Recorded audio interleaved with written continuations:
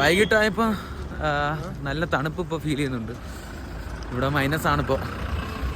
ഓ പിന്നെ ഇതൊന്നും ഇല്ലാണ്ട് നടക്കാൻ പറ്റില്ല. ഞാൻ ഇപ്പോൾ തന്നെ മണാലിയിൽ നിക്കറിട്ട് നടക്കാനും ഒരു റേഞ്ച് വേണം. ഞാൻ ഇവിടെ അവിടെ സ്നോ പോയിന്റിൽ പോയ സമയത്ത് 5 ടീഷർട്ടാണ് ഇട്ടത്. 5 ടീഷർട്ട് 2 ജാക്കറ്റ്. ഇപ്പം ഞാൻ ഇവിടെ വന്നിട്ട് ഇപ്പോൾ 2 ടീഷർട്ടും ജാക്കറ്റും ഇട്ടിട്ടുണ്ട്. നല്ല തണുപ്പുണ്ട്.